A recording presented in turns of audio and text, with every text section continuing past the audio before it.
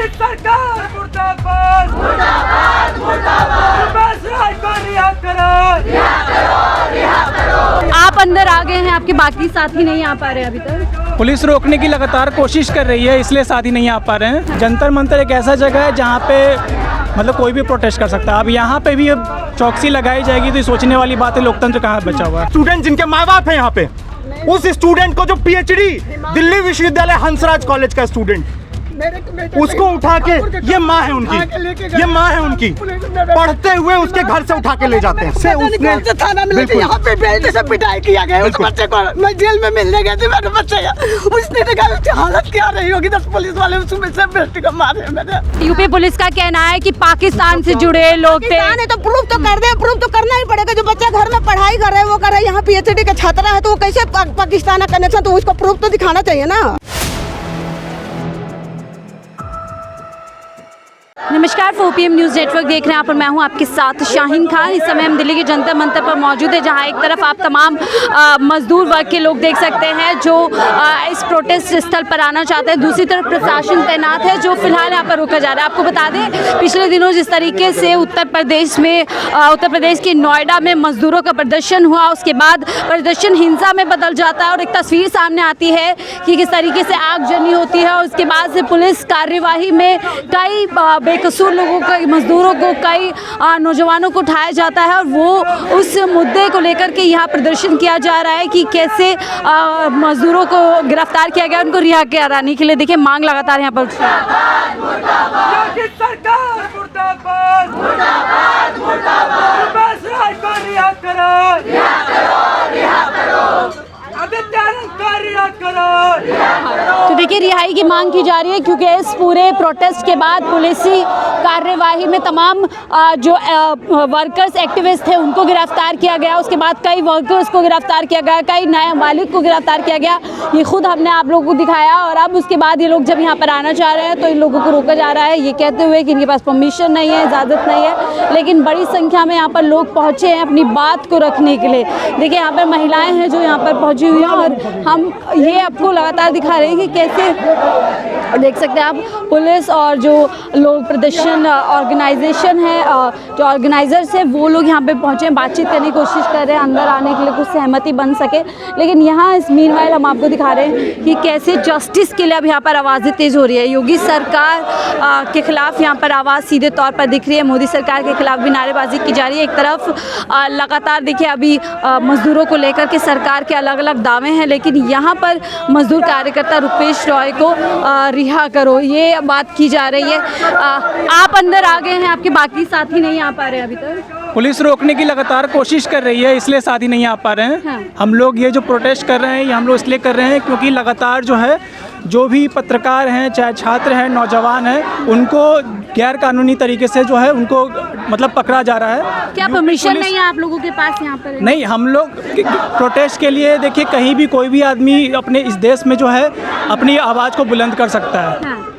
और जंतर मंतर एक ऐसा जगह है जहाँ पे मतलब कोई भी प्रोटेस्ट कर सकता है। अब यहाँ पे भी अब चौकसी लगाई जाएगी तो ये सोचने वाली बात है, लोकतंत्र कहाँ बचा हुआ है। आपको क्यों लगता है गैर कानूनी तरीके से गिरफ्तारी? गैर कानून इसलिए है क्योंकि दिल्ली में दिल्ली पुलिस जो है वो उसकी मतलब वो किसी को पकड़े या ना पकड़े उस पर सोचा जा सकता है, लेकिन यूपी पुलिस आ रही है, दिल्ली पुलिस का इसमें कोई भी हस्तक्षेप नहीं है। हाँ। और यूपी पुलिस सिर्फ नहीं, यूपी पुलिस में मतलब सिविल ड्रेस में पहने हुए कुछ ऐसे गुंडे टाइप के लोग जो हैं आकर के बिना कोई भी लीगल प्रोसीजर फॉलो किए हुए लोगों के घर पे, ऑफिस पे छापा मार रहे हैं। ना ही उनको नोटिस दिया जा रहा है कि क्या क्या उनके यहाँ से लिया जा रहा है, क्या क्या उनके यहाँ से जब्त किया जा रहा है। और जो भी ऐसे लोग जो जन पक्षधर लोग हैं जो किसी भी तरह से मतलब किसी भी प्रगतिशील संगठन से जुड़े हुए उनको टारगेट किया जा रहा है। और मुख्यतः आप रुपेश जी की रिहाई के मास्टरमाइंड, तमाम इन लोगों को मास्टरमाइंड बताया।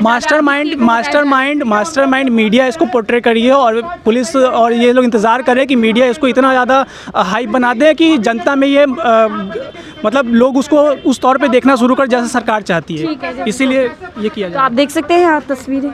यही तो बात करने आए कि आज दिल्ली में लॉ एंड ऑर्डर की धज्जियां उड़ा दी। लोगों को खुलेआम उनके घरों में से उठा के यूपी एसटीएफ सादी वर्दी में बिना नंबर की गाड़ी के लेके जाती है। हाँ बिल्कुल, मैं यही कह रहा हूँ कि बिल्कुल 5 मिनट के लिए हम लोग शांत रहेंगे, 5 मिनट के लिए हम लोग शांत रहेंगे।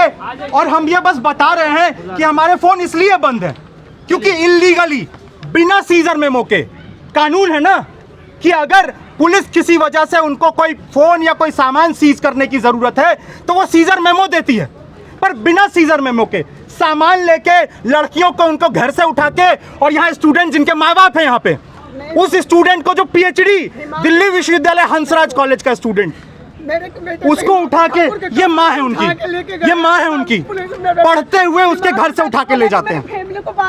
हम लोग 5 मिनट इंतजार कर रहे हैं, नारे नहीं लगाएंगे, 5 मिनट हम लोग इंतजार करेंगे पीसफुल। बुला रहे हैं वो तो चलिए ना अंदर, कहा उन्होंने मारपीट भी किया जाता है, उसको पता नहीं लोकल कौन से थाना में ले जाते कि मेरे बेटा के साथ मारपीट किए हैं।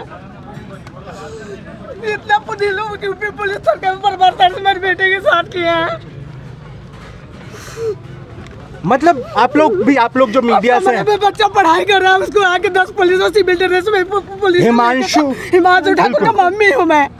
हिमांशु हंसराज कॉलेज का पीएचडी की तैयारी, पीएचडी कर रहा है बच्चा, Delhi university north campus social science department से उसने थाना में लेके यहाँ पे बेल्ट से पिटाई किया गया उस बच्चे को। मैं जेल में मिलने गई थी मेरे बच्चे का, उसने देखा उसकी हालत क्या रही होगी, 10 पुलिस वाले उसमें से बेल्ट को मारे मैंने। इतना तो यूपी पुलिस गिर गई, सरकार यूपी की भाजपा सरकार। और ये सब क्यों हुआ है बताइए, एक बच्चे के साथ जब 10 पुलिस वाले जाके उस बच्चे के भीतर ऊपर क्या भीतर हुए, और ये सब स्टूडेंट के साथ ऐसा बिल्कुल किया जा रहा है। और एक नियम कानून की धज्जियां उड़ाई देंगे पानी रोटी को। आपने जिस बेटे के माँ के साथ होता है उसी को पता होगा कि मेरा बच्चा किस हालत में 24 घंटा रहा होगा। आप लोग तो समझ सकते हैं, जिसके बच्चे को वही समझेंगे कि बच्चा कमरे में सो रहा है, पढ़ाई कर रहा है, उस बच्चे को उठा के ले जा रही है सिविल ड्रेस में। आप बता भी नहीं रहे, 18 को अरेस्ट किया जाता है, 19 को 24 घंटे बाद आ रहा है। ये कहाँ का नियम है? जब वो अरेस्ट करना है तो बताना तो चाहिए ना कि किस कारण से बेटे बच्चे को गिरफ्तार किया जा रहा है। स्टूडेंट को कोई जानकारी कुछ नहीं, 24 घंटा बाद फोन आ रहा है कि आपके बेटे को अरेस्ट किया, 24 घंटा उसके साथ मार पिटाई की जाती है। कोई कारण बताया? कुछ नहीं बताया ना, कुछ किया ही नहीं, मेरा बच्चा गया ही नहीं है, बेटा गया ही नहीं, हिमांशु ठाकुर वहाँ गया ही नहीं। आरोप लगाया बस 10 मिनट गया होगा, यानी कुछ आरोप नहीं है उसके ऊपर तो है ही नहीं। वो जो बच्चा गया किया ही नहीं तो उसके आरोप क्या लगाएंगे? आज मैं तो हूँ यूपी के, रहती हूँ उत्तराखंड में। ये बच्चा पढ़ाई यहाँ पीएचडी की तैयारी पढ़ाई करता है। से क्या मांग कर रही हैं, यहाँ क्यों आए? यहाँ मांग कर रहे हैं कि बस बच्चे के ऊपर जो यूपी पुलिस सहारा लगाई है, मेरे बेटे को रिहा करवाइए, और जो भी अगर प्रूफ साबित करवाए कि हाँ वो बच्चा गया है कि नहीं गया है, इतना मैं मांग करती हूँ। बिल्कुल। और दूसरा जो इलीगल ही तो है, और बच्चा घर में पढ़ाई कर रहा है, उसको आ रही है शादी वर्दी में, गाड़ी भी नहीं आई, स्कॉर्पियो गाड़ी आ रही है। 10 साल आपके बेटे किसी प्रदर्शन में किसी का नहीं रहे हैं। ये जिस अब बच्चा पढ़ाई करे तो प्रदर्शन करने क्यों जाएगा वहाँ?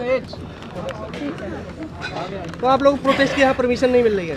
देखिए परमिशन तो आप देखिए हमने कई बार यहाँ पे बात भी की यहाँ दिल्ली पुलिस से कि आपने जंतर मंतर के इस गलियारे को इतना समेट के रख दिया है, और यहाँ जब लोग आके अपनी बात न करें तो कहाँ करें जब मीडिया बिक गई है, मीडिया लोगों की बात करती नहीं है।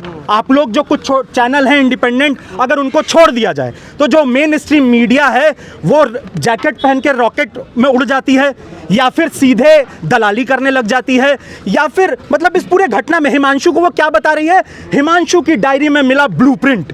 कौन सा ब्लूप्रिंट? तो उसको भाई वो उस समय क्या लिखा है, क्या नहीं, बिल्कुल उसकी लेके गई है वो लड़का। वो लड़का पीएचडी पे तैयार, हमको कम सुनता हूँ, लेकिन ऐसा बात है कि जब उसको गिरफ्तार हो गई तो मेरे को 24 घंटे बाद पता चला कि वो हिमांशु गिरफ्तार हो गया। कैसे गिरफ्तार हो गया, कहाँ गिरफ्तार हुआ, दिल्ली के अंदर हुआ कि बाहर हुआ? अब मैंने सोच में पड़ गया, हमारी आत्मा क्या तुरंत बदल गई। अब मैंने सोच में पड़ गया, हमारे दिमाग में बदलने लगा। उसके बाद मैंने सोचा कि भाई इतना होशियार विद्यार्थी होकर के कैसे दुरुपयोग कर काम किया होगा, कोई उसके पास सबूत वारंट होगा, मेमो होना चाहिए, मेमो होना चाहिए, गिरफ्तारी वारंट होना चाहिए, इन्फॉर्मेशन करना चाहिए। उन्होंने जाने के साथ की सभी ना ये जो सलीबार बैग से निकल गया। अब उसके दूसरे दिन अब मैं एक रात रहा उससे कोई वकीलों द्वारा मैंने फोन करवा करके पता लगाया कि वहाँ तो वो वकील गए, उन्होंने वकीलों से मारपीट कर दिया, वो वकीलों से हाथापाई करके बाहर हो गए। अब फिर दूसरे दिन मैंने वहाँ से ट्रेन पकड़ करके कि मैं नोएडा आया। नोएडा से मैंने वहाँ जेलों में गया, सुबह करीब 6 बजे गया। एक झोले में सामान रखा, केला रखा, हाथी पहलवान जैसे सीना लेकर ये 7 बजे मैंने देख रहा है कि हमारा हिमांशु कहाँ है। वो तो खोल ही नहीं रहे थे, मिलने नहीं देना चाह रहे थे। अच्छा, मेरे आँख का आंसू रुक नहीं पा रहा था। अब मैंने सोचा कि भाई कहाँ है कहाँ नहीं, मिलने भी नहीं दे रहे। जब 400-500 आदमी मिल गए, लास्ट में वो जो है लक्ष्मी जी जो लाइन डॉक्टर वाले वो वहाँ नोएडा का वो आयुक्त हैं, उन्होंने हम आकर के साथ की भेष में मेरा आईडी तीनों आदमी का, हमारी लड़की का, नेहा का और हमारे दोनों का केवल आधार नंबर लेकर के पता लगा लिया कि यह ऐसी बात है। 4 बार मेरा नेहा वहाँ से यहाँ, वहाँ से वहाँ नाचते रह गए।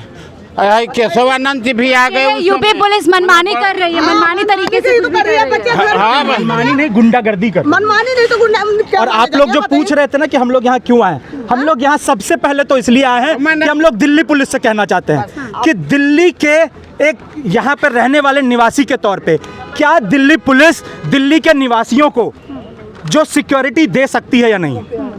जो अंकल ने बताया, आंटी ने भी बताया, बिल्कुल 24 घंटे तक। अब कानून, इतना कानून हम लोग भी जानते हैं। एक बात और सुनो, एक छोटी बच्ची की मामला जो है ना, उसको भी ले जाके गंगा जमुना में काट के फेंक दिए हैं। कितने लोगों को कभी क्लास को पता नहीं है, अनुमान जिला के अज्ञात लोगों को पता नहीं चल रहा है कि कहाँ है कहाँ नहीं। कम से कम हमारे अनुमानित जानने में अज्ञात लोगों का 250 आदमियों को इधर उधर कर दिया गया है। बिल्कुल। लेकिन आंटी, इस मामले में गिरफ्तारियां हुई है, यूपी पुलिस का कहना है कि पाकिस्तान से जुड़े लोग थे।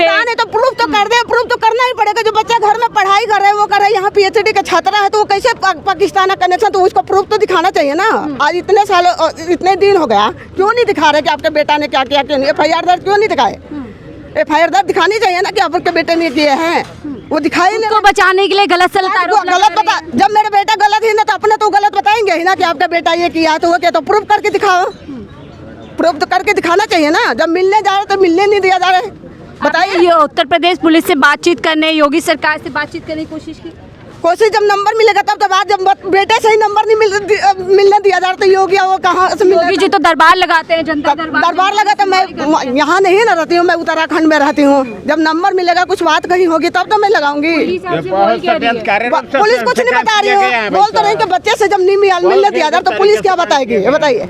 पुलिस जब बताएगी, बात करेगी तब तो मैं बताऊंगी। अब मेरा बेटा तो बताएगा कि क्या किया है क्या नहीं किया है। योगी जी तो कहते हैं उनकी पुलिस सिर्फ जो क्रिमिनल्स होते हैं, जो अपराधी होते हैं, उनके खिलाफ काम करती है। काम करती है तो देखिए तो रहे कितना काम कर रही है, जबकि जिसका बच्चा है उससे नहीं मिलने दिया जा रहा है। नहीं क्या, इतने बेकसूर लोगों को फंसाया जा रहा है। जो वहाँ पे नहीं गया है उसको भी फंसाया जा रहा है। लड़कियों को भी लेके चले जा रहे हैं। सारे सामान जब्त करके वो करके फिर छोड़ा जा रहा है। कभी किसी का कुछ कर, वो तो खुद ही अपना बचाने के लिए करी है। आप देख सकते हैं कितने पीड़ित परिवार हैं। और सवाल ये है कि कई गिरफ्तारियां गैर कानूनी तरीके से की जा रही है और गिरफ्तारियां डेली NCR में भी बढ़ती जा रही है। लोग बता रहे हैं कि दिल्ली में पढ़ने वाले लोग, जो छात्र हैं, जो कुछ ना कुछ करते हैं, उनकी गिरफ्तारियां होती है। उससे भी बड़ी बात, जो दिल्ली पुलिस है, जिसको इस पूरी चीज़ की सुध लेनी चाहिए, सुरक्षा यहाँ के नागरिकों को देनी चाहिए, वो इस पूरे मामले में ढिलाई बरतती नजर आ रही है। परिवार है, रो के बुरा हाल है। और यूपी से ही आते हैं, यूपी का बच्चा है लेकिन पढ़ाई यहाँ पे कर रहा है। ऐसी सिर्फ एक गिरफ्तारी नहीं, कई गिरफ्तारियां हमने आपको दिखाई है। नाबालिगों की गिरफ्तारी, पुलिस के हाथ जो भी लग रहा है, कोई उस समय जब ये पूरा प्रदर्शन हुआ था, कोई कहीं पर खड़ा भी हुआ था, उसको भी उत्तर प्रदेश की पुलिस ने गिरफ्तार किया। और लोगों को जानकारी, उनके परिवारों को, जैसे बता रहे, कानून होता है, एक मेमो देना पड़ता है, जानकारी देनी पड़ती है कि आप किसी को क्यों गिरफ्तार कर रहे हैं, किस बुनियाद पर गिरफ्तार कर रहे हैं। उन तमाम चीज़ों की धज्जियाँ यहाँ पर कहीं ना कहीं उड़ाती हुई यूपी पुलिस नज़र आ रही है। और अब सवाल यही है कि ये जो कह रहे हैं कि गैर कानूनी तरीके से जो गिरफ्तारियाँ हो रही हैं, उनका जवाबदेही तय नहीं हो पा रही है। उत्तर प्रदेश सरकार की तरफ से कोई जवाब नहीं है, पुलिस की तरफ से कोई जवाब नहीं है। और ऐसे में लोगों को रास्ता ये लग रहा है कि शायद यहाँ पर जंतर मंतर पर आएंगे, अपनी आवाज़ को बुलंद करें। लेकिन जब यहाँ पर आ रहे हैं तो आप देख सकते हैं कि कैसे अनुमति के नाम पर इन तमाम लोगों को यहाँ पर पूरी तरीके से रोक दिया गया है। सवाल यही है, इस पूरे मामले पर उत्तर प्रदेश की पुलिस खुद को बचाती हुई नज़र आ रही है। पाकिस्तान से लेकर नक्सलवाद तमाम चीज़ें लेकर आ रही है। उससे भी बड़ा सवाल ये उठता है कि अगर पाकिस्तान और नक्सलवाद जैसी चीज़ें इस पूरे मामले में अगर कहीं पाए गए तो जो उत्तर प्रदेश पुलिस का इंटेलिजेंस था, उत्तर प्रदेश की पुलिस तमाम जो एजेंसी थी जो सुरक्षा के लिए पूरी तरीके से जिम्मेदार हैं, वो क्या कर रही थी। 3 दिन ये प्रदर्शन पूरी शांति से चलता है, चौथे दिन पूरी तरीके से उग्र हो जाता है, जिसमें उग्र होने के बाद पुलिस अपना एक्शन दिखाती है, डंडे चलते हैं और बुरी तरीके से लोगों को वहाँ से खदेड़ा जाता है, मजदूरों को खदेड़ा जाता है ये बोलते हुए कि ये उग्रवादी हैं। और उसके बाद से गिरफ्तारियों पर गिरफ्तारियां होती हैं और अभी तक उन लोगों को कुछ पता नहीं है पुलिस उनको लेकर के कहाँ जा रही है, आगे उनकी कैसे कानूनी मदद हो सकती है, कोई जानकारी फिलहाल नहीं मिल रही है। फिलहाल इस रिपोर्ट में इतना ही। देखते रहिए 4PM न्यूज़ नेटवर्क।